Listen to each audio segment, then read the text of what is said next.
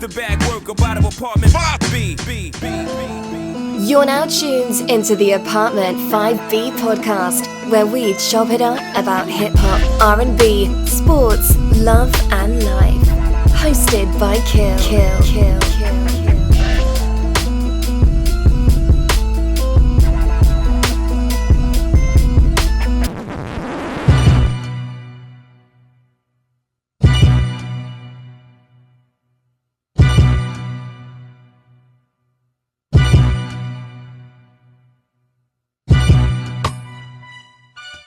What's good? You are tuned into Apartment 5B, hosted by your man, Kill. I got my squad back with me. Porsha, I feel like I ain't seen you in like a month. It's been a while.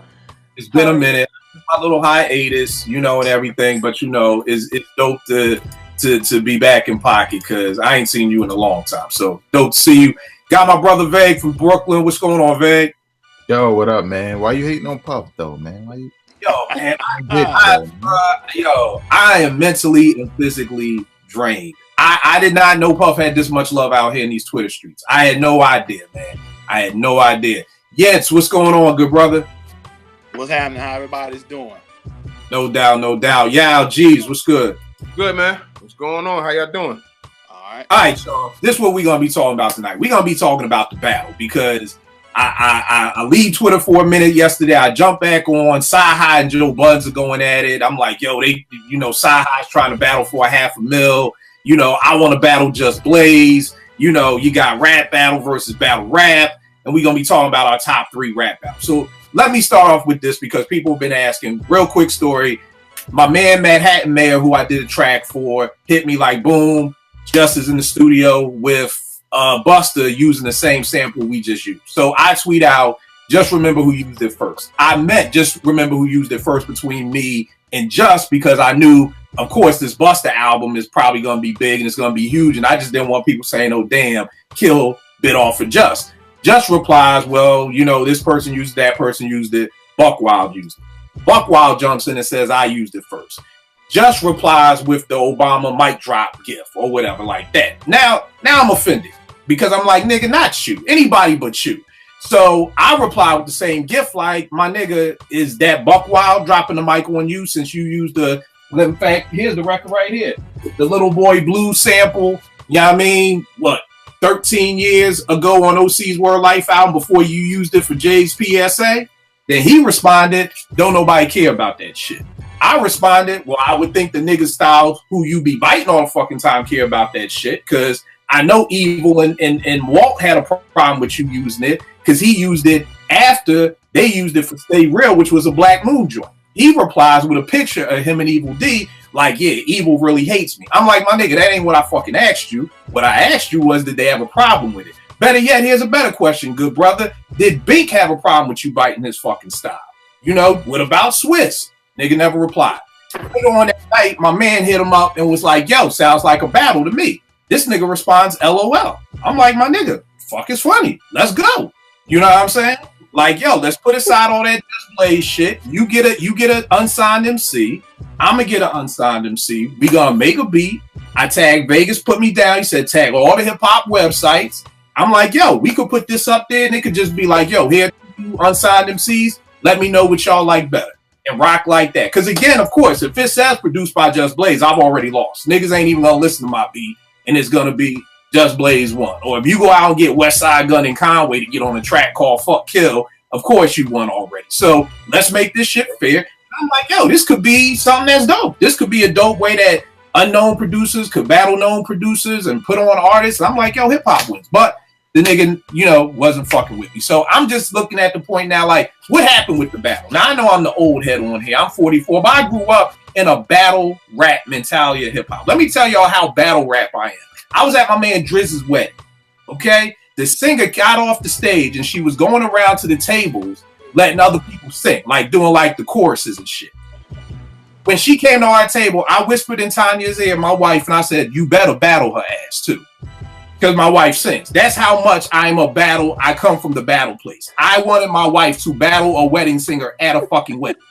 That's how much I come from the place of battles. Let me tell y'all another story. It's a true story. I'm going to play this for y'all later. Naomi was 4 years old.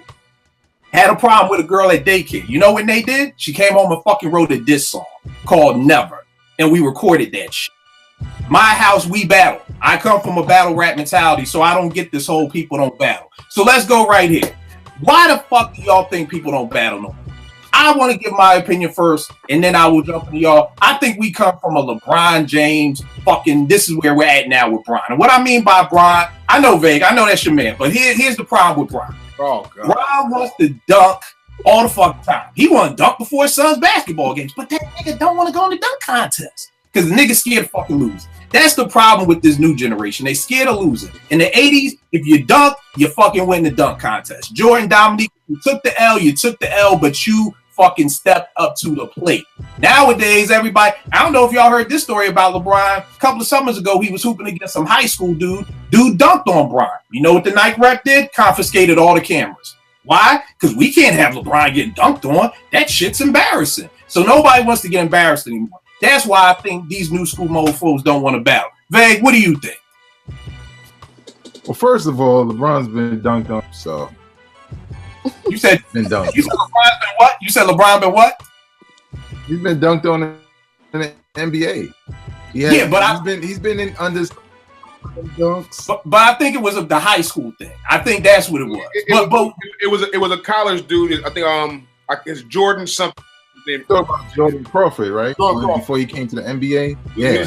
Everybody saw it though, so it doesn't matter. Like we all saw it though. But the mentality of the Nike rep is, damn, you gonna confiscate my camera? Like, yo, this nigga can't even get dunked on. Like, that's a part of the game. Like, niggas used to clown Alonzo Mourning for getting dunked on, and I'd be like, my nigga, but he's doing his job. He's playing defense. That's what's gonna happen if you do your job. But why do you think these new school cats don't want to battle, Vay? I can't say they don't. We've had battles, maybe not the battles we would want to hear. I know some of them, you know, they can rhyme, so they're not interested in battling. They don't care about, you know, being intricate with their lyrics and coming up with schemes. You know, really most of the time all they got is threats for you. Nothing clever. But I can't really say it's a whole generation of that. Because there's a lot of, you know, like Just Blaze, he ain't no young cat. You know what I'm saying? He don't want to do that because what would happen for him is he has a name and you don't. And if it turns out your shit is better, niggas don't even want to give you a smidge, even if, because he's still Just Blaze, he still produced a lot of dope shit. Right. But that loose of fame, they don't want any of that to rub off, and that's a reflection of the record industry, to be honest. Because that's how it is. It's crabs in a barrel all the time. Rappers, though, I think some rappers are willing. Like, I take my hat off to somebody like Drake. He really doesn't have to. His success is going to be a success without it. He probably because he's a big hip hop fan, and he's like you, Kill. He feels like, fuck it, this is hip hop. You know, I at least want to try. Right. So I don't know. What's that? I was saying that's a good point about Drake. That at least it ain't no bitch move. Like, because somebody actually tweeted at me like, well, why Just gotta be scared because he don't want to battle you? And I'm like, really, nigga? Like, yo, like that's where we at now? Like, somebody don't want to fight, but it's okay. They're not scared. Like, again, these new school mofos, man, I can't do it, man. But that's a good point about the record labels. Yeah, what you think? Me personally, dog, I just feel like you said, like, niggas just be afraid to take the L, man. Niggas really just be afraid to take the L, and that's in all walks of life. That's even if you look at how many young niggas be carrying guns. Nobody wants to fight anymore. Nobody wants to, like, square up. You know what I'm saying? Everybody's afraid of being on YouTube or being on fucking Instagram and taking that L because now it lives forever. You know what I mean? Back in the day, you know, you can get into a scuffle and nobody know about it. You know what I mean? But now your entire, like, childhood, like, livelihood is on the line, even with fights. So, like, you know, with the whole battle thing, and I just don't think this new generation of rappers, like, they didn't come up in a battle era. You know what I mean? Like, when I came up, it was LL Cannabis, it was Big and Pac. I'm sorry, I wasn't gonna mention him. I'm not mentioning anymore, Porsha, I promise. It's all good, yeah. it was East West. It was, you know what I'm saying? I come from, it was Ice, it was Cuban, it was Common. Like we come from that era. Like, so if you look at the 10 years down the line, what are the battles that happened between like 2000 and 2000? Let me not even say between like 2005 and 2015. You could probably name the battles on two hands, really. But it was battle after battle. I remember, listen, between like 01 and like 04, Sauce Money and Nature were battling. Like, it was going. It was part of the culture. You know what I mean? So, and then you have, Smack DVD that kind of added back to it, but people be afraid to take the L. You know what I mean? It's just what it is. Like, you're gonna be all over. If you take the L, you're gonna be all over social media taking this L. You know what I mean? And that's why, like you said, you gotta respect a guy like Drake for, like, when me came at him, he was ready. He was war ready because he loves this shit. He's an historian. He's a student of the game. You know what I mean? Like, he was ready. Meek wasn't ready. You know what I mean? You always gotta respect. Whenever anybody gives any props to Drake, please just look at Porsha's face. I'm sorry. Yao said he's a student of the game. No. I want to know what student of what game. We're gonna do like Degrassi or like his diary or tears. Like, I'm not sure. We're gonna do a show. Just for y'all too. But I'm just saying, when anytime somebody mentions Drake in a positive way, just look at Porsha's face. It's hilarious. I'll try my best to I think the young kids call that. Yeah. Now, the dude can't. Well, I don't know if he wrote it, but the dude can rhyme. Like, come on, you got to give him a. He ain't hood, but not everybody is. Porsche, we gotta give him. I gotta give Drake that. Prior to all of those, I have heard one Drake song in my entire life because someone recommended it. I don't remember what the hell the song was called. I don't even know what year it was put out, and it was, my ears bled, and I was like, okay, that's the end of that. So I can't.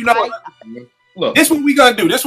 Because y'all mofos on Twitter done got me listening to DJ Quik. Okay, so y'all done got. Oh my God, we're comparing DJ Quik and Drake. No, I'm not comparing. I'm not comparing the two. I'm just saying, if you only heard one Drake song, you gotta give us a little bit more than that. But neither here nor there. Like Vague was saying, one of our rhymes. I digress. Let's get back. Let's keep it on topic. So, Yao, I got you. Yinse, why do you think people don't battle nowadays? I think for the same reasons both Yao and Vegas said. People. First off, a lot of the guys that's coming up now, they hadn't had to go through that kind of, ordeal, so to speak, to get where they're at. And people just don't want to take the L. They got a brand. Everybody's a brand now. So if your brand gets hurt in any kind of way through some kind of battle, you might not be able to recoup. But then on the other hand, as quickly as music comes out now, you could probably lose the battle on Monday, and by Friday you drop a hot single, and nobody cares about the battle anymore. Fact. And that's what I was going to say, because I'm going to go into some of my battles that are 80s, and like in the 80s, these were career-ending battles. Like the MCs that were in this battle, the losers, never bounced back. And I would think nowadays, like, I get it. I agree with everything everybody is saying. I think Styles P was on the Breakfast Club, and he was like, same thing like Yao said, like nobody... if you got jumped back in the day, just you knew about it. Now everybody knows about it. But right. I feel like the way the internet works, that you could get jumped and be a joke at 10 a.m. and by noon, 50 other things done happen. So people will forget about it. But I feel what you're saying. What about you, Porsche? I agree, obviously, with what Yao and Yinse and Vegas said, and of course yourself. But I think also, in addition to not wanting to take L's and obviously the obvious aspects of it, I think a lot of the battles now are manufactured more so than, like, even the kind of the battles that I have, the history of them is that, like, they sort of happened organically, like inadvertently, or something was taken out of context, and then it started this, like, someone was hurt, and then they actually, with emotion put in a diss track. Like, back and, you know, a reply, and then this person gets offended. So everything sort of happened organically, and so we heard it on wax. And I think now it's more manufactured. Like, I think Mason Cameron had I think it was like a year and a half ago. I don't know if you guys saw it. It was like this big, huge thing on Instagram. It was in Instagram comments and posts, and then Cameron. Wasn't it something like on Thanksgiving? Like Mace came out with a new song. Like I want to say it was like Thanksgiving Day. Yeah, it was something like that. And it was like back and forth, and everyone was like, "Oh, what are you gonna say?" Everything happened on Instagram, and Mace put out something, and Cameron replied, and then afterwards, Mace and Cameron write to each other, and they're like, "Yeah, man, that was dope," like laughing about it, and everyone was like, the fans take the L," and that was the whole joke, was like the fans took the L because they actually bought into this beef, and everyone went back to like, oh, this happened on Horse and Carriage, and this happened in this time, and this was back in the day, and really it was nothing. It was like maybe a phone call, and it was like, okay, we're gonna do this because it's gonna stir up some shit. I don't know, but I think a lot of it now is manufactured, and if people aren't trying to manufacture a beef or battle, it's not happening. And if they're not getting some sort of gain from that, either both or one is going to get something and the other. I don't know how it works in the music industry now, but I think it's heavily to do with money, heavily to do with, like Yinse said, branding, that kind of thing. So yeah, just a little margin of the L. I don't think it's so much like, oh, I don't want to take an L. It's more like, well, what's in it for me in the long run? What does that do to my name in the long run, monetarily, more so than, you know, on principle. People will be like, yo, you trying to bait me because you got a new album coming out. So you want exactly extension of this battle to help you with your new album coming out. Veg, you about to say something? Yeah, I just want to like basically add to that point that Porsha said, and also another thing that none of us really said. But to Porsha's point, like Machine Gun Kelly is a perfect example. He was not interested in going any further than that single, because as soon as, you know, not that the Eminem response was great, but as soon as he dropped his joint, he was like, album coming out, tour, you know what I'm saying? He kind of was like trying to milk it for what it was. And that's what kind of made that corny after a while, because it was like, well, Eminem joint ain't great and this dude moving on, so why the hell we paying attention? Right. And the other thing about what I think is missing from these younger cats is they don't battle when they're not artists.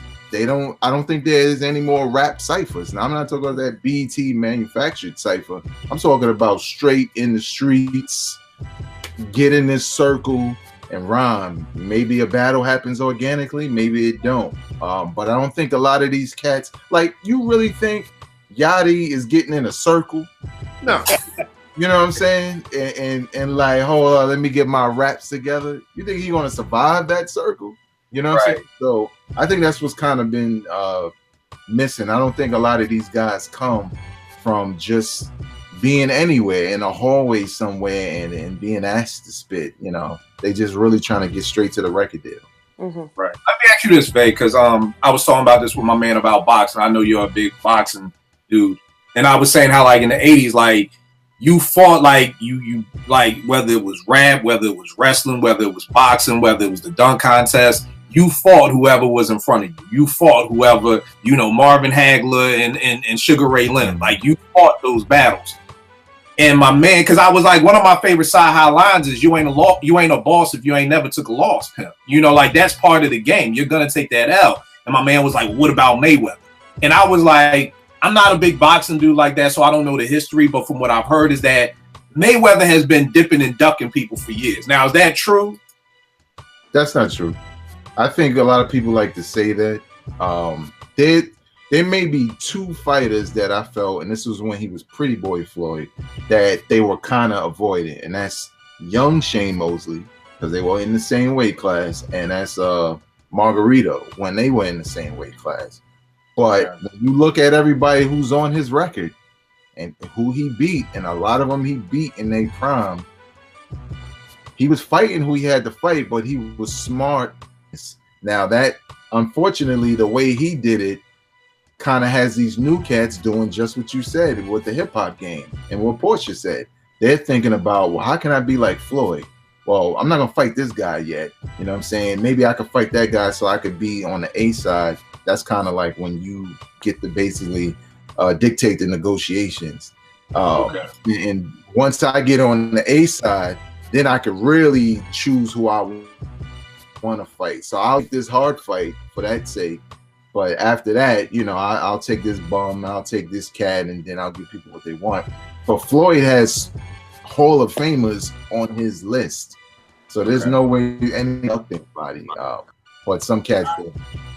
All right, no doubt. So tell me this: Joe Budden and Cyhi. When I saw this, I was like, "Yo, this could be a good ass battle." You know what I mean? A lot of people don't know about Joe, so some people are like, "Oh, that pump it up, nigga." A lot of people don't know about Cyhi, so they're like, "Yo, who the fuck is that?" Porsha, who do you think wins in a battle between Joe? Well, one, do you think that this is a dope battle in the first place? I think it's an incredible battle. Two dope lyricists. Who do you think? And I'm talking about a battle like face to face. I'm not talking about making songs. I'm talking about on stage, face to face. Who do you think wins in that battle? Who do you think wins? Because Joe's going at it with M, and Joe not really went at it with Crooked, but Crooked went back and forth about, you don't want to see me, Joe. So who do you think wins in a face-to-face battle between Joe and those three MCs? So first off, I completely agree with you. I think it would be a dope battle to see. I think, like you said, they're both amazing lyricists. I think it's hard to say. I would give the edge to Joe just because he's maybe been in it longer, and he sort of knows, he's sort of seasoned in that and in battling, and he's very witty. Joe is a very, very witty, clever kind of guy, and I think that would give him the edge potentially. But now, is that over Cyhi? Is that over Cyhi? Yeah, over Cyhi. Yeah, I think over Cyhi. But I love Cyhi. I think he's fantastic. But I just think in a battle, I would give the edge to Joe just on some being more seasoned in that atmosphere kind of thing. Not on, not because Cyhi is any less, but just because Joe's probably done it more often than Cyhi has. And I don't know if you guys heard Joe's last podcast episode, but he brings it up. And I mean, I could have heard it wrong, verify it. He said something like, "I'm too good to be even entertaining this," which is why he's not. He was like, "Oh, this guy wants to give me $500K, but I'm too good for this, and I'm not gonna ever entertain it." So I don't know. He's kind of cocky too, I guess. Joe. Here's the thing I love about Joe. That's what got Joe punched in his face last time from the Wu-Tang Clan when he was talking about, "I'm not better than Meth." So, I just think Joe would want to fall back, but I see he just really doesn't give a fuck. What were you gonna say, yeah? So here's the thing. I actually have some juxtaposition between this whole thing. And yes, Joey did mention him on the podcast. Joey brings up a good points about why he won't battle Cyhi throughout the podcast. One of them was because he's 19 projects in. He's a vet. But what I will say is this: if the battles were on record, like if they had 2 records, I would take Joe. If it's face to face, I'm taking Cyhi. I think Cyhi has a little more charisma on stage. I'm not sure what his battle record is, but we've seen Joe on stage in the battle, and he didn't perform well to me. So, you know what I mean? So that's why I would take Cyhi on stage, because I feel like he has more charisma, and I feel like he has more to prove than Joe, and I think he'd be ready for the battle. Now, another thing. Now, here's my juxtaposition. I find it really ironic that everybody is deciding they want to battle Joe Budden when he's retired. Joe has been rapping for a long time, has been saying niggas' names in rhymes for a long time, and nobody has tried this guy because he's irrelevant. But now that he's relevant and not rapping, everybody wants to battle him. And I'm not understanding what the issue is. Like, you all had your chance. Is it that everybody wants to battle him, or is it that Joe is being Joe? So like with the M thing, it was like, yo, this new single is trash. You know what I mean? So that's when Royce and the rest of them Slaughterhouse niggas felt some kind of way. I don't know what even started the Cyhi beef. Like I said, I missed out on that one. But I'll bring that up. So the Cyhi beef stems from basically, Cyhi has been caping for a lot of Kanye's antics over the last few months, just like really co-signing with him, like everybody's entitled to their own opinion, so on and so forth. And Joe was like, but on your album, you're preaching something very opposite than what Kanye is saying. So which one is it? He actually kind of called him out on it. So I guess Cyhi's been feeling a way about, because I mean now niggas has been calling Cyhi, you know, a dick rider. He's underneath Kanye's nuts, which, you know, listen, say what you want. He writes, he's written a lot of music for Kanye. So I don't see a reason why you can side with what's going on with Kanye. So Joey is like, basically like, yo, I mean, we got other shit to handle. Like I'm not battling you just to battle you, just to prove how good of a rapper I am. Like you are not like doing your job as a black man in America, as far as like dispelling all this shit that Kanye is endorsing. You know what I mean? And that's what his concern was. So that's my whole thing. Like I just feel like niggas need to stop trying to like battle Joe, because niggas have had their chance. You know what I mean? You've been, like, if you wanted to come at Joe, you could have come at Joe a long time ago. And see, I agree with you to an extent, but I think the problem is that now Joe is in, like Roy said, he's in his new career as a broadcaster. You know, and as a broadcaster, you're gonna have to talk shit about some people. It's like Stephen A. Smith will say, like, you know, people will step to him because he said, you know, X, Y, and Z isn't good anymore. And he's like, yo, all I'm doing is showing the facts. So people, I just feel that Joe is now in a position where he's talking about a lot of people that he may not have ever rhymed about. You know what I'm saying? And whenever you talk about somebody, they're going to have a problem with you. You know, so I don't know if that. Yeah. All right. Yeah. Are you there? I'm here. All right, what were you? No, I was just saying, like, Stephen A. Smith told me a story. I'm not trying to name drop here. I used to work at ESPN. Randomly had dinner with Stephen A. Smith. Told us a story about an athlete he was very cool with, close with. And a story came out about him. He had been trying to contact him, his people, no answer. He was trying to hide it. Stephen A.'s boss found out about the story and told him, hey, you got to report the story or else there'll be consequences. Because a journalist's job is to report the news. No matter what, you can't have any gray area. There can't be any conflict of interest. It doesn't even matter. You have to report the news as it is. And that's your obligation. So, like, with Joe, this is his job now. And you take an oath, so to speak, when you join the media that are reporting the news and giving your unadulterated opinion. He's allowed to do that. You know what I mean? Regardless of the history he has with people or whatever. So I feel like people aren't going to get over it because Joe has rapped for so long and this is a very new career for him. But there's going to come a time when people are going to get used to this Joe and we'll be fine with it. Yeah, you getting stuck. Porsha, you still here? Yeah, I'm here. All right, Veg, yes, everybody else good? Yeah. Yeah. All right, cool. Yeah, you back? I'm here. I've been here. All right, my fault. I was just breaking up on my end. So, no, I agree with you. I just think that Joe being in that position is going to put him critiquing more people's stuff that he normally wouldn't been talking about in his rhymes, though. You know what I mean? So, but maybe people would duck Joe. I don't know. All right, so, Porsha, you got Joe. What about Joe and Eminem? Who you got on that one? I got to say Joe. I just... What happened? I'm just saying I go with Joe again in Joe and Eminem. And again, after that track was released, the M track, Joe on his podcast goes, yeah, you know, like Eminem needs to say something to get me out of bed. Like, meaning say something that's going to entice me to want to reply to you because everything you've said is pretty much boring.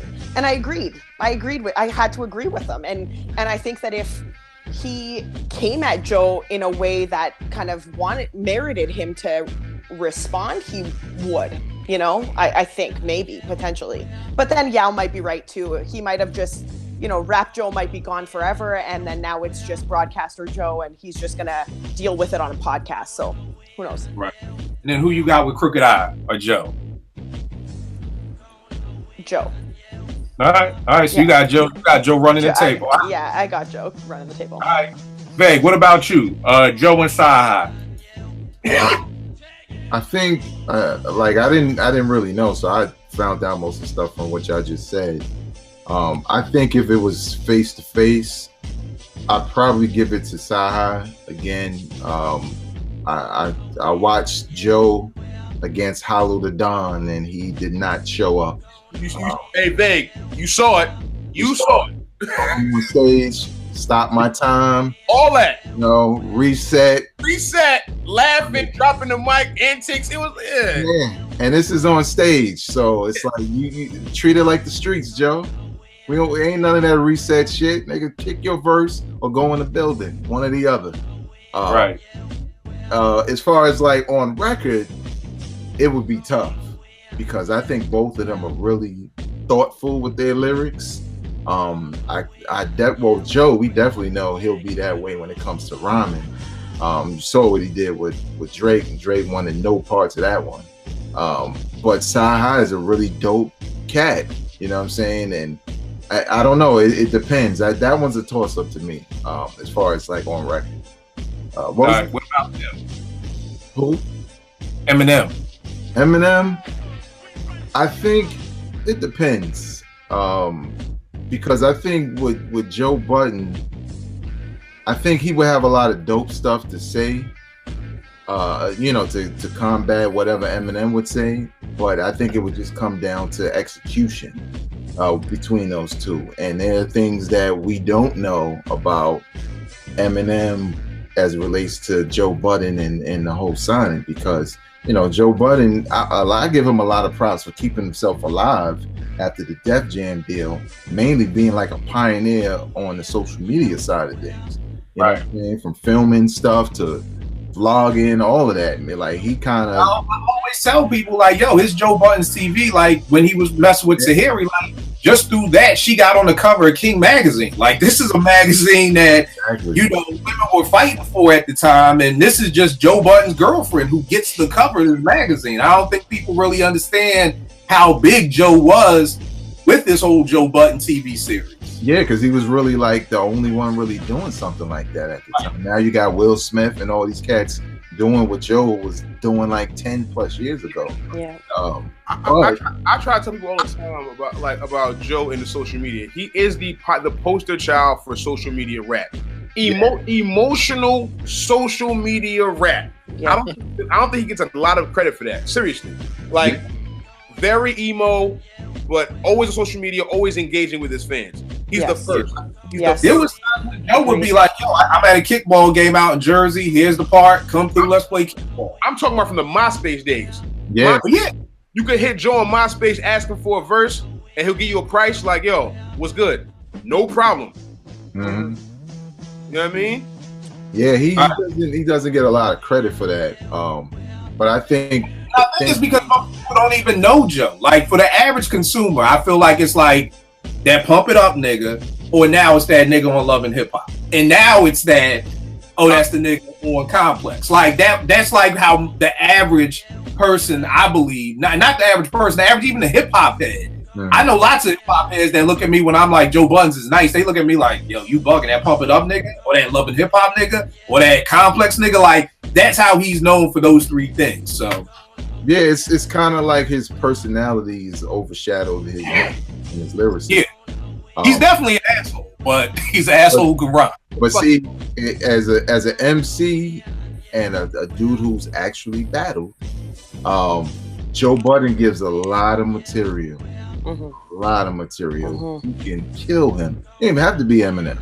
You can kill him, and Eminem helped propel him even further by signing him to Slaughterhouse and everything because that shit ain't just a rap deal that all these cats got. Even Royce was kind of under the radar as an MC, and the Slaughterhouse thing, kind of pumped all of them up. Unfortunately, it kind of brought Joel Ortiz down a peg.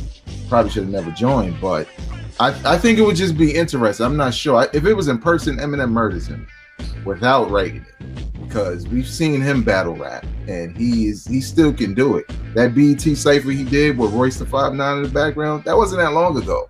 That shit was off the top, and as a person who writes rhymes, that shit's incredible what he's able to do. It's just that his albums have been trash lately. What was the other one? Crooked Eye?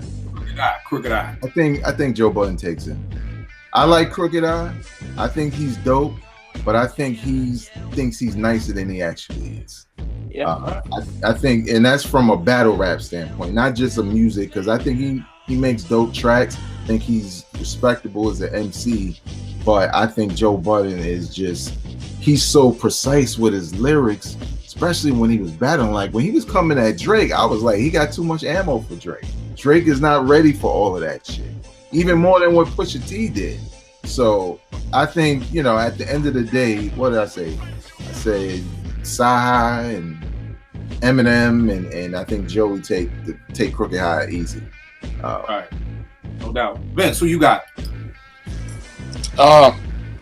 As far as the stage stuff goes with all of this, I'm not all. I ain't even checking for it because I think that'll be Hollywood. I don't think anything will come out of the stage. I want to hear some records. So with the records, I'm kind of agreeing with what Vegas has said this whole way. I would on record between Joe and Cyhi, it really is a toss up in my opinion. Also, I think you would get some really good stuff on record. Face to face in person, just like they said, Joe Budden hadn't really shown up. Now, as they said also, if this was Joe Budden years ago before all of this newfound fame and him being interested in all this other stuff, it might be a different story. But I would say a toss-up between Cyhi and Joe Budden. Then with Eminem, exactly like Vegas said, if it was face-to-face, Eminem would scorch him straight up and down. He would take him out. Records, I don't know what would happen with records with that either, because just like Vegas said too, the Eminem stuff hadn't been good at all, really. Then with Crooked Eye, I would say the same thing as Vegas said also. I would take Joe Budden over Crooked Eye, although, like Vegas, I really think Crooked Eye's pretty dope MC. But yeah, I would go just the same way, echo everything Vegas pretty much said. All right, what about you, Yao? Like I stated earlier, if Cyhi and Joey are on stage, I'm taking Cyhi. On the track, though, I'm pretty sure I'm taking Joe. Honestly, as far as Eminem, I'm kind of leaning towards taking Eminem though.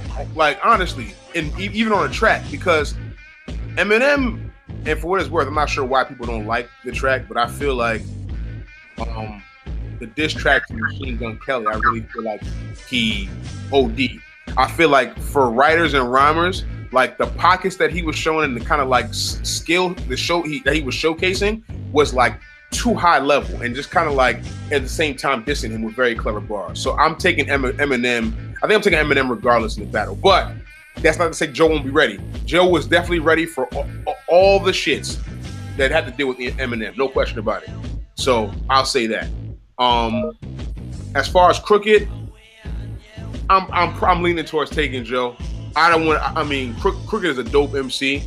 Well, I'm not sure. I don't know. I feel like there's a certain level of like wittiness and swag that you have to have in a battle to get some of your lines across. Even sometimes you gotta like switch like tones and cadence and shit like that. And I'm not sure if Crooked is good enough to do that and like win a battle to me. So those are the three. I'm taking Joey in 1.5 of the battles.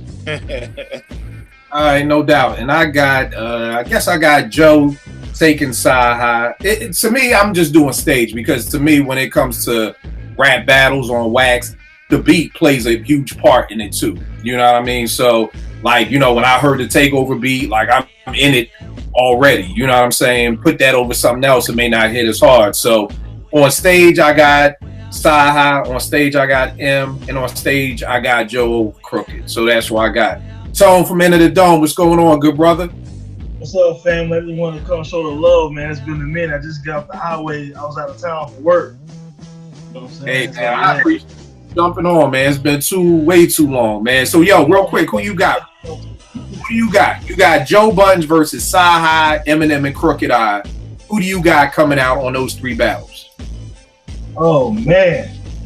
You know what? On paper, I think that I think Cyhi is a little more lyrics, but Joe Budden is more entertaining. So hearing them two on a record, I would probably take Joe Budden's more entertainment value, but Cyhi can probably rap a little bit better in terms of intricate like lyricism and shit like that.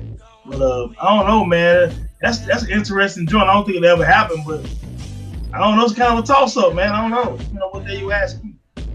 All right. Who you got against Eminem? Eminem and Joe. Man, Joe a little rusty right now, man. The M right now, his last album, I'm not the biggest Eminem fan over the last couple of years, but when he's focused, man, he's still lyrically one of the sharpest MCs, man. So he might cut Joe up a little bit, man. Like unless Joe get out there and start back rhyming a little bit more. I don't know. It's risky for Joe. And who you got with Crooked I? Against Joe Budden? Yeah. Also, it's the world against Joe Budden tonight, huh? This is the stuff that he's really been going up against. Like him and Cyhi. Cyhi called him out the other day for $500,000. You know, M threw some shots at him, and him and Crooked was talking about the battle. So it's not fuck with Joe Budden. You know, it's just Joe. Everybody fuck with Joe. You know what? I think Crooked might get him because Crooked kind of have that battle kind of style. You know what I'm saying? So I think he might get Joe on because, you know, styles make fights like boxing, man. So I think that if it comes to that, I mean, Joe will have his hands full with Crooked, man. So I'm gonna give Crooked the edge.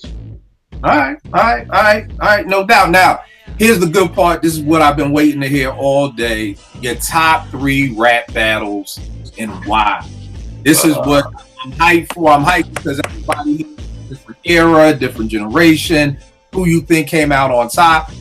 My number 1 rap. Well, I won't say it's in no particular order, but the first one I wrote down was MC Lyte versus Antoinette. This goes back 86, 87-ish. Basically, for people who don't know, Audio 2, Vague will tell you, classic hip-hop song, especially for the playing of the Brooklyn Top Billin', using the infamous Impeach the President drums, but replaying it for Top Billin'. And then Herbie Lovebug did, and I want to say I got it, it's called The House That Herbie Built. This is so old school, I found this in the pawn shop, it don't even got the cover, but it's The House That Rap Built. And on this, Antoinette has a song called I Got an Attitude, where she basically took the same type of drum programming that they used for Top Billin'. They heard it. They said, yo, let's put Light on it. You got 10% this. And to me, that shit is just blew that shit out the water. Antoinette did hit back with Lights Out, Party Over. Light then hit back with Shut the F Up, Ho. And I think Antoinette came back with something else. But to me, that battle was done right after 10% this, which to me is one of my top 3. In fact, all these battles encompass my top 3 battle songs. So, yeah, I just think that was the whole thing about it. And I loved it because it embodied the whole concept of no biting. Like, it was like, yo, we just use that drum break that way. Now you're going to use it that way. We going to battle about that. You know, so how we started to show off why people don't battle anymore, that was it. Like, if you bite, we're battling. You know what I mean? Somebody said today, like, Kill, you live by outdated hip-hop rules. And I said, nah, my nigga. I said, a society without rules is chaos. And that's what the game is right now with music. There is no rules. So everybody's biting. Nobody cares if you write your rhyme. Nobody cares if you actually make the beat. Nobody cares about anything. That's the problem with music, is that we lost those rules. So one of the things, and yeah, this is why I'm going to bring up Guru's name. One of the things I hate with people is they like to bring up quotes from other rappers, like just because this rapper said, yeah, you are hyped for this, you are all smiles for this. But what it was is Guru, let me break out the CD for a lot of people because they may not know. This nigga getting his props and shit up. This is YZ. People may not know YZ. He's from South Jersey. He had a song called In Control of Things. He used the sample, and God forbid, I know my sample people gonna kill me, but y'all know 44 fibromyalgia, I can't remember shit. He was the first person to use that sample for In Control of Things. Later on, DJ Premier and Guru used it for No More Mr. Nice Guy off their first album, No More Mr. Nice Guy. So YZ then did a song that was dissing them which is reason why we got rappers of art. You can't own no loops. That's how you hook them up with the rhyme style truth. So people love to use that line, but to me, that don't mean shit just because Guru said it. You know, Guru said fucking lemonade is a popular drink and it still is. There's a nigga out there who don't like lemonade. That shit does not mean it's true because Guru said it. Here's the thing. Primo didn't do anything different to that sample. So when you say it's how you hook it up with the rhyme style truth, my nigga, you used it the same exact fucking way. So did you really hook it up any different? So that's why I love this battle, because it was about bite. It was about you. I use those drums. If you use it, we coming at your neck. And I wish more people had that mentality nowadays, and maybe so much music wouldn't sound alike. So that is my number one hip hop battle.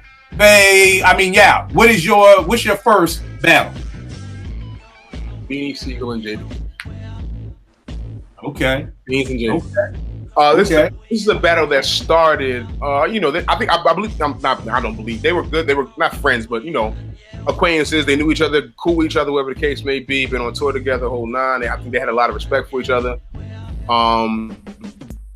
And lines were exchanged just here and there. And I believe it really got going when Kiss, on his debut album, Kiss the Game Goodbye, the song with DMX, said a couple of lines about, ain't too many Beanie Macs. You know what I mean? There was a lot of like, I give you a reason why I'm the truth for real. Like there was a lot of like, it was not directed at anybody else. So then, and this is when I think battle rap was at its absolute peak. This is when it got really crazy because we already had Jay that same summer going at Mobb Deep, saying Nas's name. Nas came back. It was like a really beef worthy summer. C came with that song on his own single on Put Your Hands Up and absolutely tattooed Kiss on that joint. Can't even you can't front on it. Like using his own bars against him on his own beat, I can't even get into the bars, I posted one today. I always do research before I come on these shows because I'm a real one. You know what I mean? I don't know if but it was my gunna pop is hey fella, tell me who you wanna rock. Like shit like that. A lot of lines that were really true in that song where he was saying, still living in the basement of your mother's house, which was true at the time. A lot of people didn't know that. Jada Kiss was living in the basement of his mom's house. Like no disrespect to the God Kiss, but people knew it. But this is like known information throughout, hip hop circles and New York circles. So after that, Kiss dropped a track too right after that, which is on like the what do you say? I was like on Cisco beat, which was a really a lot of bars, a lot of great bars. Call Free a Baby Gorilla. You know what I mean? It was a lot of, but I had to give Beans the edge. It was one of the hardest battles. It was one of my favorite. Like it was two of my favorite rappers at the time, two of my favorite rappers ever, and I got Philly ties, I got New York ties, so it was like, it was just like one big bridge, you know what I mean? I really couldn't choose one, but I give the edge to Beans just because of the clever bars and just there's a stretch, he's even rhyming as the song ends. There's more bars that people haven't heard yet that is still directed at Kiss. And it's a 3.5 minute song, so, I give Kiss the battle. That's my favorite battle right there, Kiss and Beans. Well, so you said Beans won. Beans wins. Right. All right, Beans win. All right. Vay, good? Yeah, I'm good. What's yours? This is probably my favorite because this is probably like the one rapper that like really influenced me and a lot of different things. Ice Cube versus NWA, man. 1 against 4.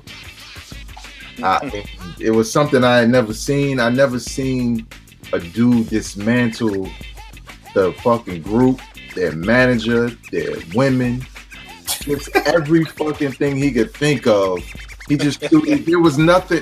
NWA didn't put out another fucking album after that. It was just one of the dopest things I ever seen in my life.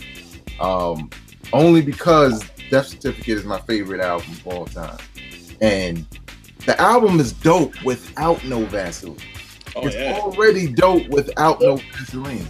And the fact that shit comes on and this nigga's like, yo, got to do this shit. I actually did that on one of your songs, yo, but I don't know if you keep that. Nah. I was talking about somebody. That's neither here nor there. Yeah, you got. I didn't know that though. I didn't know you was talking about. Oh yeah, it's called Burn Notice for a reason. Talking about somebody. We'll talk off camera. Yeah, we can talk off camera. But the thing is, like, to hear that song at the end like that, and at first when it came, I didn't even know it was a diss record on it. I bought the album. I was happy for the album itself, and when it got to that, and it was like no Vaseline, I was like, okay, well, what the fuck is this? And I'm like, yo, he's really. I was kind of shook, as a fan. Plus, I wasn't a grown man for like 30 years. That's what some of you hip hop niggas be thinking. Like, how you shook? Like, nigga, I was like fucking 13 or 12. I'm like, I want to give roasted by Yinse. But man, did he came through, man. He told us shit we ain't know. He made them look stupid. He made Dre think like, hell yeah, we getting jerked. I'm getting the fuck out of here. I'm getting Suge Knight, and we gonna get the hell out of here. It was just one of those things we completely dismantled the other MC, like you said, with the way Light did Antoinette, the way KRS-One did MC Shan, it was one of those, but it was so dope because it was one guy against the entire group, and he came out and prevailed. The wild part is, I think I never looked at it like that before, like it's 1 against 4. You know what I mean? Like, of course Q won it, but I don't know if I ever really visioned it like that. But you're right. Like, I don't know if that's ever happened when one dude took out a whole entire crew. Yeah, like, when you like on Niggas for Life album, when they had the skits and all that, that's how I saw it. I just saw it as this group which is ganging up on this. Right. But then when he just went down the line and shit, like, I love MC Ren, but damn, he called that nigga Toby. Like, used to be my homie, now you act like he murdered all of them. Like, that shit was glorious. Right. And to this day, somebody said some shit like, Machine Gun Kelly's this record, or somebody this record is better than No Vaseline. And Ice Cube, that shit, like, are you crazy? It's the greatest record of all time. The movie, they played the whole record in the movie. The whole fucking record. All right, I'm done. No doubt. Porsha, you got something for us? Yeah, I got Common and Ice Cube, and that was basically what happened was Common releases I Used to Love Her. Cube takes this line out of context, and I can't remember the line right now. It was something. About the West Coast. Yeah, West Coast gangster. Yeah, that's right, gangster rap. And Ice Cube feels a way about it, so he puts out West Side Slaughterhouse, and then basically Common comes back, replies back with Bitchin' You. And the reason I like this one is because this was like one of those, why did this turn into a beef? This is like the essence of what I think battle rapping or battling really is, or beefing, because Common puts out this track, has no clue that it was going to be taken like this, and then his people are like, yo, did you hear what Cube's verse, like, this is what he said, and then Common was like, what? And then it was just a lot of like taken by surprise, and all of these tracks were really like genuine, and I really like that for that reason. So that's one of my favorites. And they're both of them. Ice Cube and Common are both on my top MCs list. So I love the fact that they went head to head. So that was good. Here's a funny little story people may not know. Com went to Primo first for a beat. Right. And then Pete Rock ended up doing. Primo was like, nah, you dissing Cube? Nah, that's the I can't fuck with you on that. And then he went to Pete Rock. And then Pete Rock was actually, I think Pete Rock was like, if you want me to produce for you, I'm totally down. So, I mean, he can correct me if I'm wrong, but I think that's what's on record as him saying. So, yeah, it's pretty dope. It's funny, and this will go into a whole nother show, but yeah, about Primo and producing certain people with this and other people, but neither here nor there. So, who you got for one of your best ones?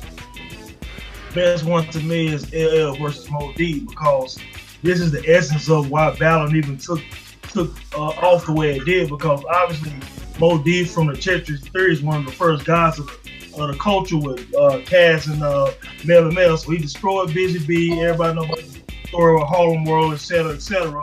But to battle young LL, you know what I'm saying, who became the face of hip hop and the first superstar really after Curtis Blow was huge, man. And they had some classic tracks. You had LL with Jack the Ripper, Break of Dawn, Mama Said Knock You Out with Marlon Marl, of course.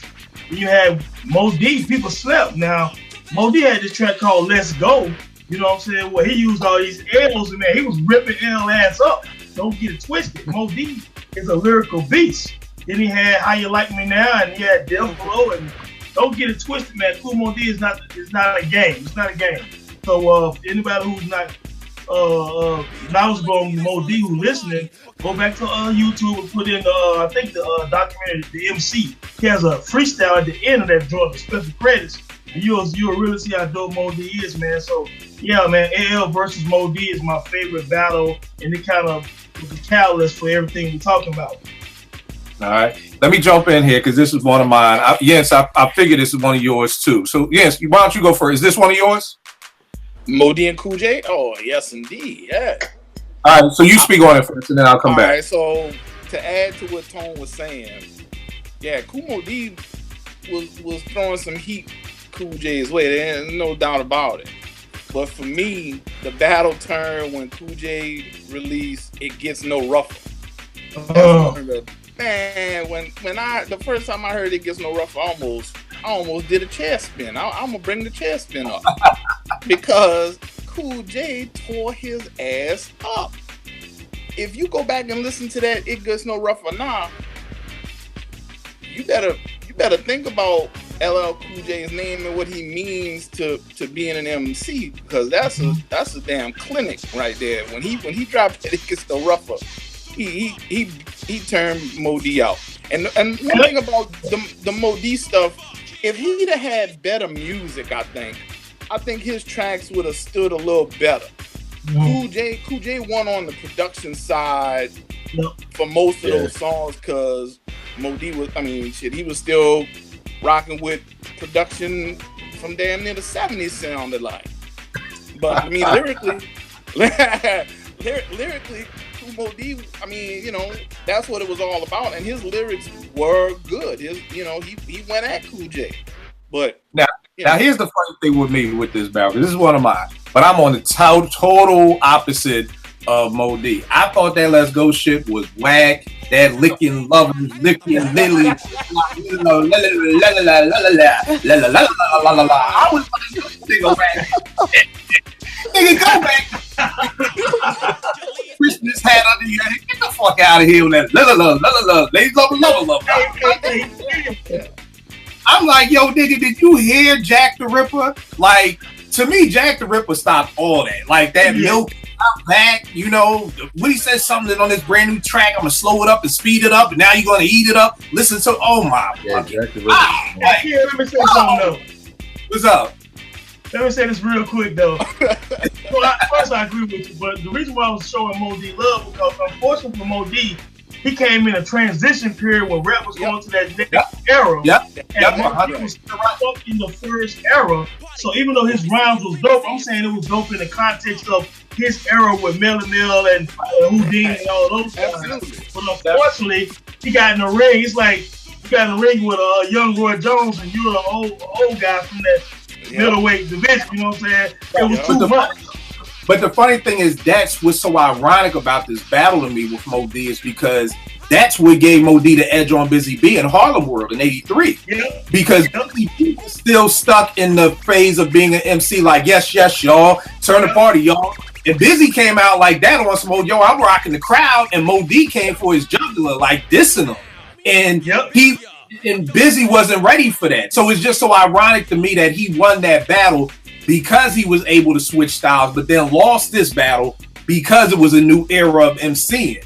You know what I mean? Yeah, so that's what. So what are you gonna say, back? And look, Kill, like Porsha kind of did the same thing with Common and Cube. Right, because he called Cube at the end. He called Cube at a point where Cube was like that old man still trying to ball, and Common that nigga from beginning to end, used his music, used death certificate, used all that shit. So you're right, and it's all about timing, because he didn't get no Vaseline Cube. He got West Side. Right. He got West Side Connection too. Exactly. Which is not America's Most Wanted, Death Certificate, and the Predator Right. Q. Yeah. You 100% right on that. Did everybody? All right, yeah. What's another one of your battles? Well, hold up. Let me go to my second one since we already talked about MOD. My second one has to be BDP versus MC Shan. You know what I mean? Like that to me is just kind of like probably will put me on to the battle. Long story short, if you don't know, BDP went up to Mr. Magic, played him some stuff. Magic dissed him. They went back to the studio, did South Bronx. MC Shannon did Kill This Noise, and then they did The Bridge Is Over, and it's a wrap after that. I think what was so dope, and if people don't have it, please go buy Check the Technique by Brian Coleman. He has a whole chapter on the making of Criminal Minded, and they were just talking about how like they literally would just bounce, like hear something and go to the studio, record it to tape, and just take it straight to the radio station. Like it's like literally like they said like KRS made The Bridge Is Over by himself. Scott wasn't even in the studio when Scott like heard it on the radio for the first time. Like it was like that's how hip hop was. It was like, yo, you said that, boom, we in the studio tonight. We ain't waiting for nothing to get mixed down. We ain't waiting for nothing. I was watching the Drink Champs with Marley, and he was saying like Shantae's joint, they was taking the tapes off the radio and making records with that. You know what I mean? Like if you listen to Roxanne's Revenge, it's part of Mr. Magic saying, oh my goodness. And it's like that was the radio. Like so that to me is why I love this battle of BDP versus MC Shan. I just felt like it was Shan just wasn't ready. You know what I mean? And I felt like that's why, like with the Cyhi or like I was saying about Jadakiss and Beans, that was an equal battle. I feel like a lot of times these battles weren't like equal. Like MC Shan just didn't have anything for KRS. You know, I don't think Antoinette had anything for MC Light. You know, No. You think Antoinette had something? Antoinette was nice. But not like Light. Yeah. Let me tell you. Not like Light though. Hey, you didn't like let me see what it is. You didn't like Who's Who's the Boss? Who's the Boss? No, let me explain something about that now. And we're gonna do a show about this. Hip hop biggest letdown. You can't come out with I Got an Attitude and then drop Who's the Boss. That man, Google the video for Antoinette Who's the Boss on that shit. That shit was whack, man. There was no coming back. Let me tell you. It was over. Let me tell you why I believe Antoinette lost. Antoinette lost the battle for one because she was fooling with Herbie Lovebug and them, and you know how Herbie will give you a track, and then he moved on to Kid and Play, and she ain't had no good. Just think about this. Antoinette could have been with the Juice Crew. Now picture Antoinette over some Marley beats. You don't think Antoinette wouldn't have had something for? I mean, maybe, but here's the thing: coulda, woulda, shouldas. I don't know. I could just put That's in what we front. talking about. This whole show is almost Yeah. Because look, Kill, you talking about the results. He talking about the matchup. And before we got the results, the matchup looked enticing. It wasn't. Yeah, The matchup did look good. The matchup. So are you saying that Herbie didn't come correct with the beats on that album? I mean, I think the beats were decent, but I'm talking about just skill. Period. Antoinette was a dope MC. All right, you know what? I won't beef with you on that because I do love Got an Attitude. I love it. It's one of my favorite songs. So you're right. I won't say that. I'll just say that still at the end of the day, I felt like was 10 times better than Antoinette. That's not. See, here you go, Yinse. I'm about to say that's not a knock on Antoinette, and you're gonna make. So no, I mean, but I do think Light is better than Antoinette, but Antoinette was not whack because But that's all I'm saying. I mean, look, I got an Attitude was very dope. Let me tell y'all a quick story. Yeah, funny story. I'm with one of my white young interns. We're listening to is it the Rockwaller with Meth and Red, and he says back when that had an attitude, and she said that's so amazing. Your rappers, you know, because Queen Antoinette, she was known for having, and I'm like, that's not who he's talking about. I'm talking about Queen. He thought it was Marie Antoinette. He thought it was one of them queens and was like, Marie yeah, Antoinette. Wow. wow. Wow. No, we're not talking about Queen Antoinette, rapper, whole different thing. Yeah, who's your next battle, man? So it's time for the general public and everybody to give it up. I don't want to hear about LL winning a battle against Cannabis ever in life. I don't. I didn't want to hear it then. I don't want to hear it now. I listened to them tracks right before this podcast started, and I said, this shit is not even close. Not close. I agree. Not close. People were really championing LL in this battle, and it wasn't close. It wasn't. Origins of the battle, first of all, they had a song called 4321. I believe on the song, Cannabis had said, yo, originally the verse he said, let me get that mic off your arm, asking LL to borrow the mic off his arm, right? I think, and I believe they told Cannabis to change his verse. I can't think of who had to change their verse, but then LL mentions said mic in a battle rhyme on same song. So Cannabis felt away. Cannabis got Mike Tyson. Cannabis got Mike Tyson on the record in the intro. He got Mike Tyson in the late 90s on a record talking shit. I don't think people understand and appreciate how serious that is. That's serious business. That's serious business. In the video, training with Cannabis. Cannabis, second round knockout, really, I'm not sure why it doesn't really get mentioned amongst battle tracks, but like, it was whack as shit, man. That's why that shit don't get mentioned. That shit, I like that one. That's why it don't get mentioned. Why it don't get, the beat was whack. Yeah. Oh, second round knockout? Yeah. Okay, fine. Black Hill. The beat was whack. Oh, hear me out. Right.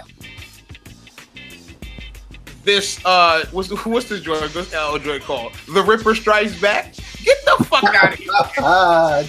This shit is trash. Basuda. Oh, it's garbage. I listened to that song for a minute and 21. It's right here. A minute and 21 seconds. I had to hit the stop button. I said, "Nigga, get this shit out of here." Are you kidding me? Nah, not having it. I had to say that. It's one of my favorite battles. Cannabis really was in a corner, like back in the corner and fought, like put down a very, very, very good diss track. Had Mike Tyson on this shit and spoke a lot of true facts and uses a lot of L's lines against him. Mm-hmm. It's a very, very, very, very, very good, if not because of the beat being whack, as Kill says. It's excellent if you want to keep it all the way real. And it crashes. And LL had responded to this with that bullshit, What? Yo, that shit. People were trying to convince me that LL won, and I'm like, y'all are bugged. Get out of here. Cut it out. So that's it. That's all I gotta say. Tell us how you really feel. Man, your next battle, man. My next battle, MC Shan and BDP, man, and probably more so because I was in Queensbridge like every weekend. So like when the bridge was out, you know, the bridge was rocking. You know what I'm saying? Like you couldn't tell them nothing. You know, MC Shan was royalty. South Bronx joint came out. They felt some kind of way when I would come there. You know what I'm saying? Even though I was just kind of like, you know, I never looked at it as a response. But I could see how, you know, they would take that. And then I remember when Shan released Kill That Noise. And I was like, first of all, nobody don't say that shit anymore. That's one. And then two, I was kind of like, yeah, it's all right. And, you know, for those who don't know, my cousin Will was loving it because he's from Queensbridge. And, you know, I'm from Brooklyn. I'm kind of like, that shit trash. You know what I'm saying? Man, when The Bridge Is Over came out, you want to talk about empty benches, empty basketball courts. That shit was The Walking Dead, nigga. When the bridge was out, oh, everybody was out, Double Dutch, Skelly, for my New York people. Skelly, everything was happening. You know what I'm saying? When The Bridge Was Over came out, it was like, damn, who's gonna let me in the building? Like, what the fuck everybody at?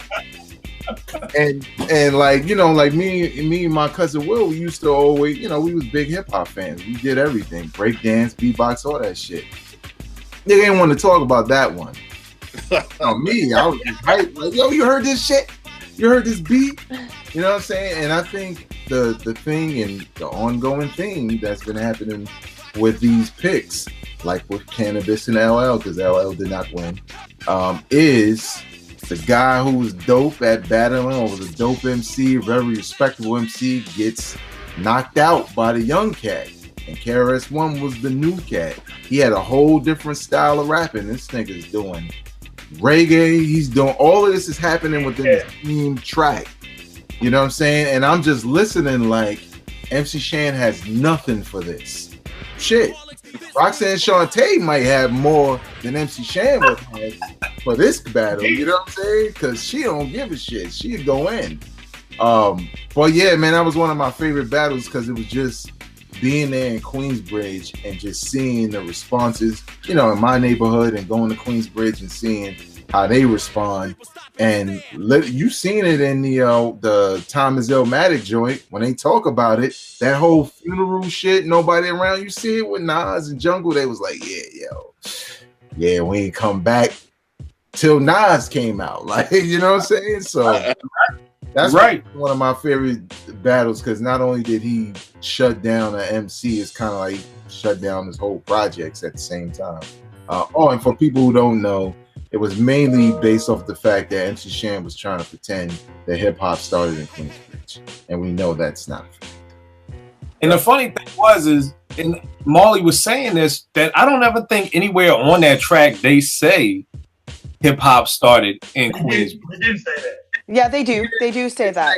Hip hop started in Queensbridge, but he says something like where it all started, and it kind of gives the illusion. He says Queensbridge and alludes to hip hop starting in Queensbridge. Yeah. Okay. Yeah. Hip hop niggas is sensitive, so that shit just meant. Especially about their hoods, bro. Especially about their hoods. Especially New York niggas, New York hip hop niggas about their hoods, bro. Quick story. I was at Dykeman and some nigga hit a bucket, right? And the announcer said, okay, he from 180th and 3rd. Some nigga stood up, he was like, he not from 3rd Avenue, he from Arthur Avenue. I'm like, my nigga! I said, yo, relax.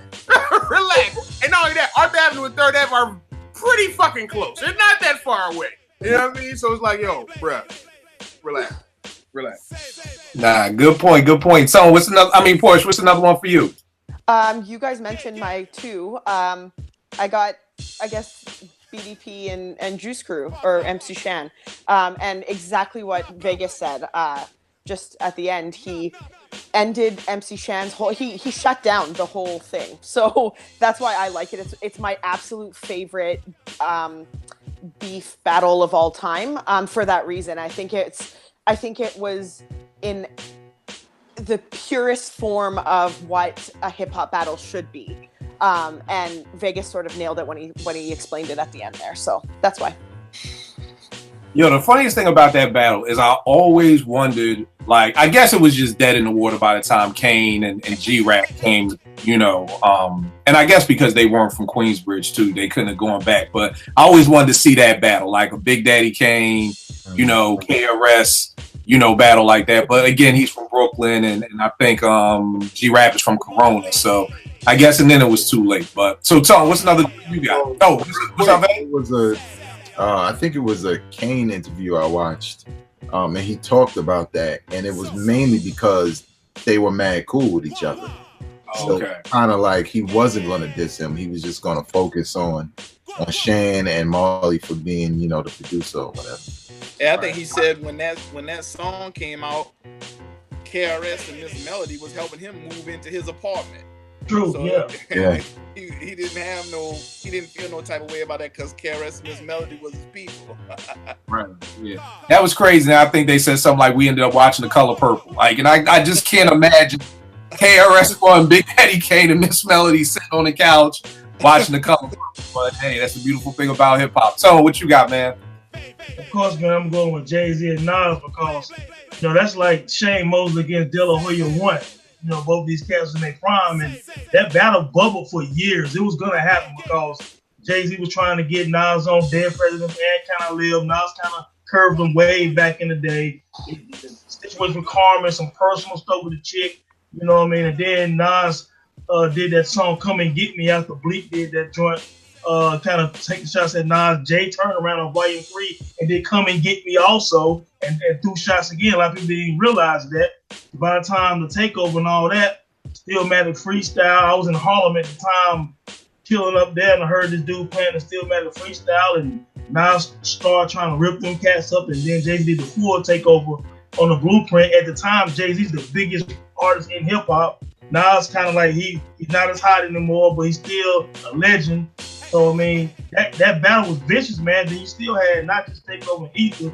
Yeah, You're the Man. You had the Blueprint 2 title track. You had People Talking from Jay-Z. You had Star Wars from Nas. You know what I'm saying? And it was probably about 10 tracks a piece, and people don't even realize them dudes was really going in it really hard. The Eye for an Eye freestyle with Nas, you know, so it was a big battle with two juggernauts, man. So you can just take your pick, man, because people don't always debate who won. I'm just gonna say it was good for hip hop at the time, and the whole culture stopped and watched these two dudes battle. That ain't happened but 1 or 2 times in hip hop to me.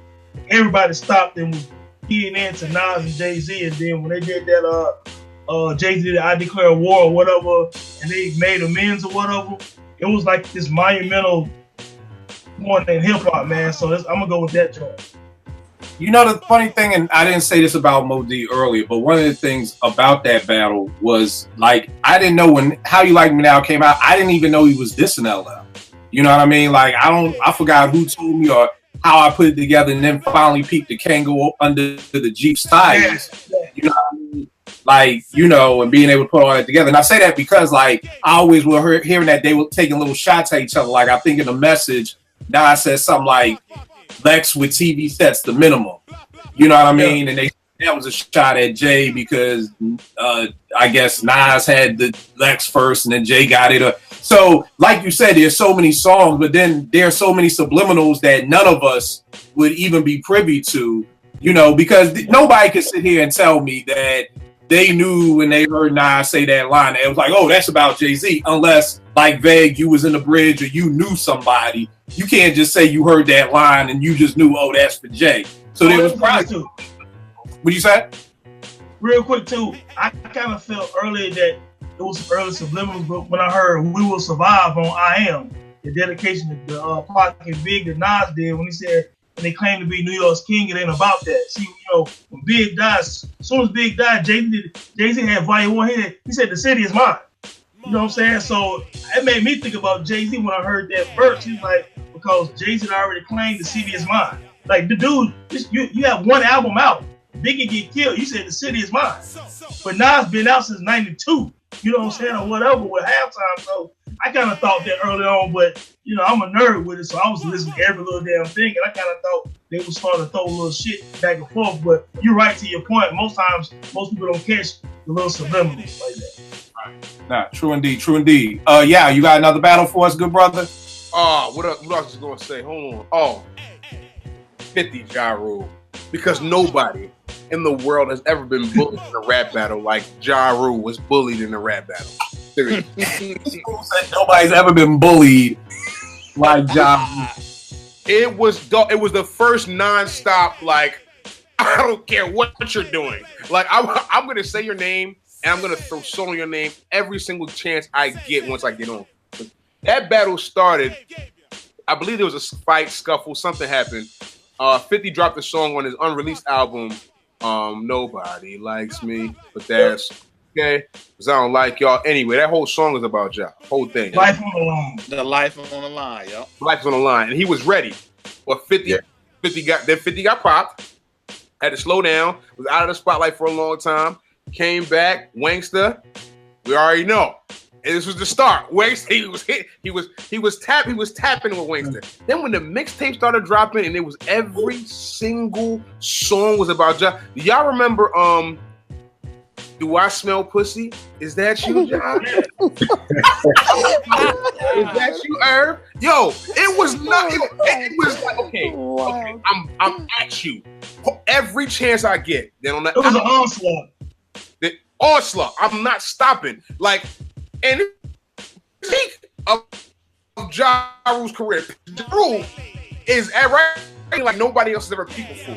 He's everywhere, and all of a sudden he just started to pick them apart. Pick them apart. Ja was feeling away. You know what I mean? Wasn't prepared for the battle because they didn't think anybody was going to take it serious, and they did. And then 50 became the biggest artist. Then reversed, took Ja's whole style and made it his own and made an entire career out of it to where Ja was like eviscerated from the first face of the earth. Hey, Pat, gonna make one point. Ja again. We didn't see Ja. What you got, Tom? Just one quick point. In Ja Rule defense too.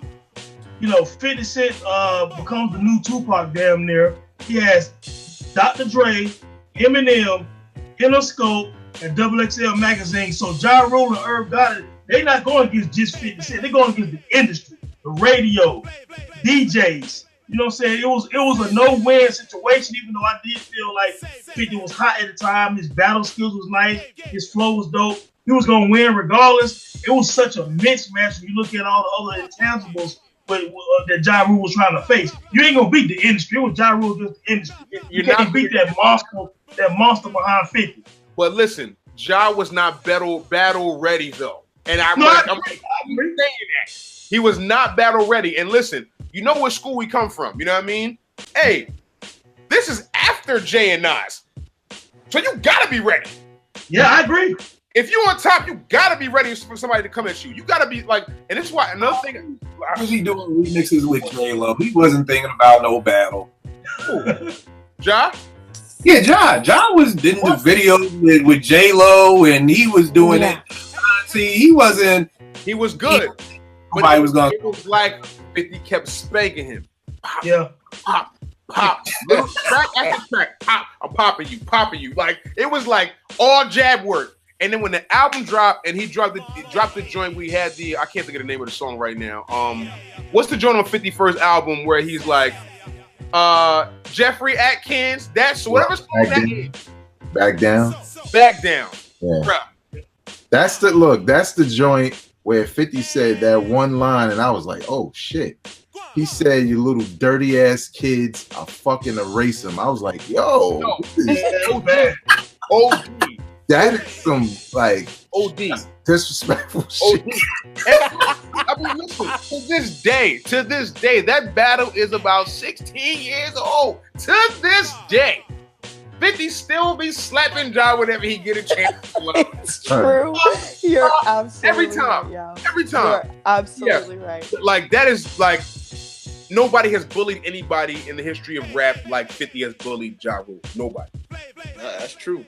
That is true. Yo, the funniest thing is that he's going down for being bullied. A grown man being bullied. Yes, you got any more battles, man? Yeah, I'm up. Everything's pretty much taken, so I'm gonna go with this. I'm gonna take it back to '84 for y'all, right quick. We're gonna go with the Roxanne Wars. Okay. All of the, I ain't mad at that. I ain't mad at that. Yeah, you're right. That was like the only ones I could keep up with was the real Roxanne. After that, it seemed like every state they had a new Roxanne. Yeah. Well, see, it sparked off with UTFO dropping a Roxanne song, and then Shantae came back with her little Roxanne's Revenge, and then the real Roxanne had her song. Then you had Sparky D going at him. Then you had like Roxanne's brother, Roxanne's mom and daddy, Roxanne's doctor, all that crazy shit. But like it was like Tone said, it's like 1,000 damn records. Because you even had a cat out of Florida, Gigolo Tony. Gigolo Tony did The Parents. So it was Gigolo Tony and some other female MC. There was somebody who came out as Roxanne's parents. Yeah, Gigolo Tony, and the female was Lacey or something like that. Gigolo Tony, Lacey, and Roxanne's parents. Yeah. Yep. I had no idea. This is why I love this show, because I learn something new every day. I had no idea. Them two motherfuckers probably somewhere shooting up heroin right now. But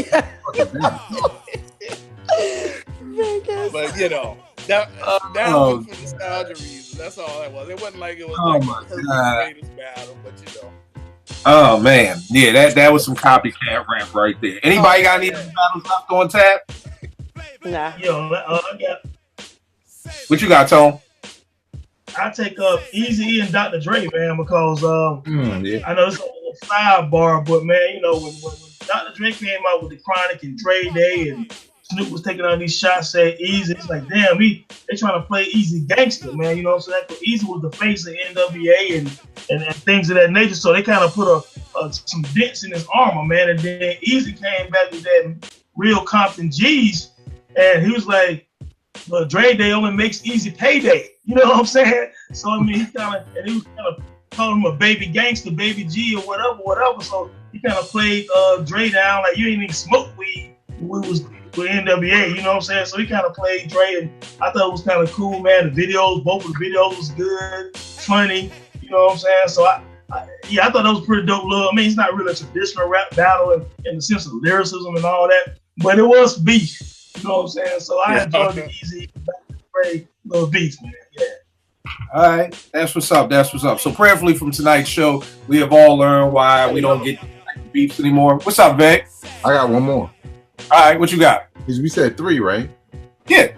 Yeah. Well, when Eazy said, when I met niggas, they was wearing lipsticks and lace, I was like, oh, that's some shit. Yeah. As a picture of Dre like that, I was like, Eazy played that well. My third battle is Nas and Jay-Z. I think mostly because, you know, as a cat who grew up on Ice Cube versus NWA and the BDP versus MC Shan and all that. Hold on, let me ask you this. How were you torn? Because you're from Brooklyn, but you spent time in Queensbridge. Were you torn like who you were going for or not? I'm a hip hop fan. At the end of the day, I'm a hip hop fan. So, you know, sure, I love Brooklyn. Sure, I know Nas. But it was about the battle for me. So it was kind of like, now if it was Big and Nas, I don't know. I might just be straight like man, fuck that nigga from Queensbridge. But this battle, it was a little bit different because, you know, Nostradamus came out. People were looking like, I don't know. And I mean, I was looking the same way, like that shit was trash. But Jay-Z kind of, you know, caught him at the right time. And I couldn't really respect that too much, but it was like, well, hey, whatever. It's a battle or whatever. And, you know, it's finally happening because like Tone mentioned earlier, there were a lot of subliminals. The battle really kicked off because of the whole Bleak thing. Bleak wanted to have problems with Nas because he wouldn't be on his album. Nas really shut that battle down by saying, you know, if you want to ball till you fall, I can help you with that. You want beef, I can let a slug melt in your hat. That was the end of Bleak. Had to get his big homie to jump in, you know what I'm saying? And I think like overall, it was just dope because here you have two cats from the Big and Pac era, and even though they never really went back and forth, talk about Big and Pac, as far as a battle, you know, everybody was still tense, like somebody about to die, you know what I'm saying? Like, we kind of felt that way, but the fact that they kept it on wax as it was happening was dope. And, you know, when I ain't gonna front, when I heard the takeover, and I heard the verse about Nas, I was like, yo, I don't know. It might be over. Like over. I didn't think Nas could recover from that. I didn't think so either. I was sitting there like, this dude done went up and down his whole career. This shit might be. But then when I heard Ether, and the thing about Ether, and it's people kind of muddling the shit with history. A lot of shit that Nas was saying, a lot of people were already saying that, at least in my circles and a couple of people I knew. A lot of people were saying certain shit about Jay-Z, but they was on the hush because Jay-Z was running shit in New York. He was the most successful hip-hop artist. You really couldn't say shit about him. But the minute Ether came out, as you can see, the locks jumped in there. Everybody was jumping on him because of shit they wanted to say. So even though Jay will be like, yeah, well, none of it was true, it was like, no, you did go from Kane to Irv to Big, and Eminem murdered you on your own shit. You were dick riding faggot. Like, that shit was like, that's kind of true. Because you were with Irv. You were under Kane. You were under Big. You know what I'm saying? And a lot of those lines obviously were blown up for the dramatic effect of dissing him. But note the fact that they were able to go back and forth, and Blueprint 2 is a record that probably should have came out instead of that Super Ugly shit, because it would have made it very interesting as far as who won. But I just think it was a perfect example of two cats battling back and forth at the top of their game without anybody getting hurt, and it showed that hip hop, you know, that East versus West Coast thing that was fabricated by Vibe magazine and a bunch of publications who saw, including the Daily News in New York, who saw that people would buy their magazines and their newspapers if these rappers kill each other and have beefs. It showed that nobody was going to profit off of this. They was going to take it back to the old school and just battle each other and leave it at that. So that's why I really like that joint. And then it opened the floodgates for everything else that happened in that, you know, span of time. So, all right, let me show this. I think we talked about this before.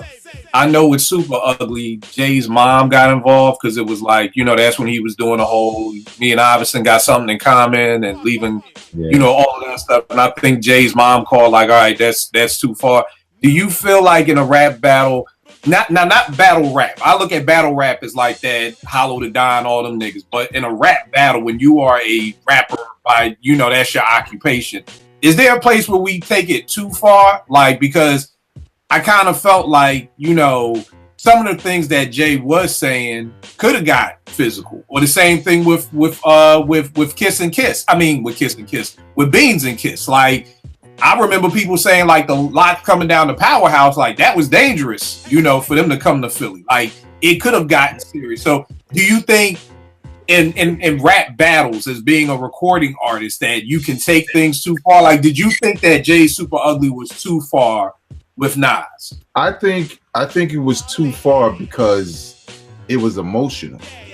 You know what I'm saying? Like, Jay's not known for those kinds of rhymes. He's known for clever rhymes.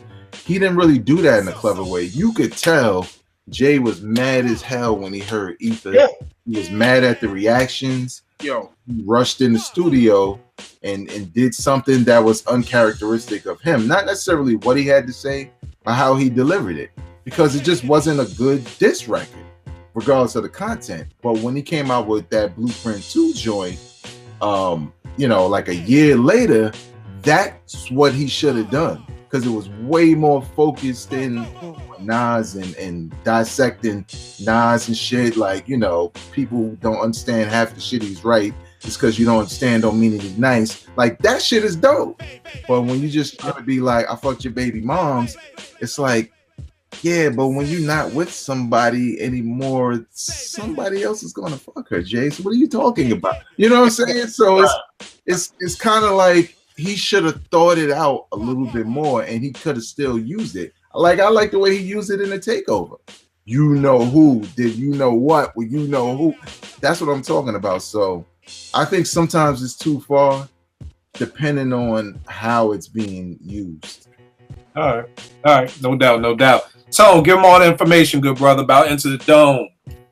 Yeah, man, just check the website, intothedome.com. Also, B-Road Network, YouTube, That Time in Hip Hop.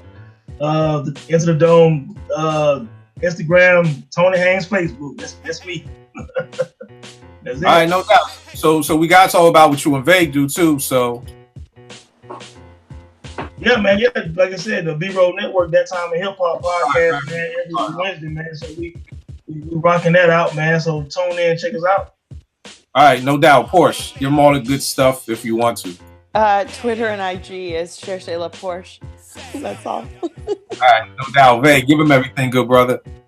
You can follow me on Instagram and Twitter at Vegas World INC, and you can check out Meaning Tunes podcast, That Time in Hip Hop. The latest episode is about Outkast's Speaker Box and The Love Below. Basically, their final album. Is it their best album? Is it their worst album? Check it out on YouTube. All right, no doubt. Yes. I just want to shout y'all out, man. Yeah, I'm seeing a lot of people taking notice of the podcast, both this one we're doing now and the one that Vegas and Tone do. I think it's great. I think, like I told y'all before, what y'all doing is good. Everything that I've seen, I've enjoyed it. And a lot of other people are now also. So shout out to y'all, man. Much love, brother. Thank you. Appreciate it. Yeah, I'll give him everything, good brother. Yo, Yao Music, YAW Music. That's on Twitter. That's on IG. Got music. I promise you, I've been in the studio and I got music I'm working on. I'm not one of these guys that just likes to. When can we release the Della Don joint, man? It's on the album, bro. It's on the album. It's sitting there. Hey, people heard it and been like, yo, son. Yo. So got that joint. Got some joints with Rack as well. Got a couple joints with my man Ryan. You know what I mean? Shay LaPorte, you can go ahead and check that Hump Day out, man. Stop BSing with your stuff. Go ahead and get involved with that, man. You know what I mean? Go ahead. Let's go get that Hump Day in your life, man. Kill. You can go check Kill's reviews. It's up there. Albums that was like top 10 albums of Kill's year. You gotta go check that, man. You slipping, son. Yo, I don't know what to do with Yao. I just want to say that I am totally blown away. I made a comment around 12:30 about Puff and Dre not being the Quincy Jones of hip hop. And it's now 10:50, 10 hours later, and people are still tweeting me about Puff. I had no idea that this man would get this much love. I had no idea. I'm totally dumbfounded by this. I don't even know. That's my ever right there, brother. That's my ever, man. It's my ever, dog. I'm dumbfounded. I mean, I've made comments about Jay, and it's never lasted 10 hours. And this shit ain't letting up. This is gonna easily go into the wall. Hey, you're gonna have to release a couple of more videos. You're gonna have to release a couple more tweets. Yeah, that's why I'm gonna start doing videos, because I'm like, I can't. There's not enough Twitter space. Even with the added characters, like I'd be tweeting for 20 minutes, but it's just like, wow, y'all mofos really love Puff out here. I had no idea. All right, cool. But y'all know it is with me, Kill 889, Twitter, IG. We'll make beats for food. I will check y'all out next week, y'all. Appreciate y'all. All right.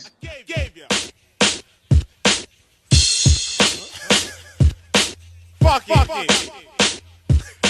Bluff it. Nothing.